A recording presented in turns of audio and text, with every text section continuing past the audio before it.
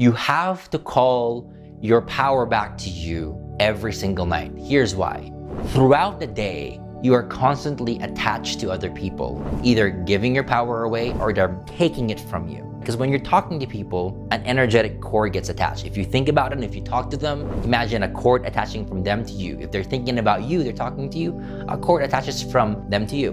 And this cord, what that means is they can take your energy. You can feel what they're feeling. So a lot of the things that you're feeling throughout the day might not even be yours. So before you go to bed, end of the night, you can set this powerful intention, put your hand over your heart, and you can say, I now release all the cords that I have absorbed and I'm attached to, that I have created throughout the day.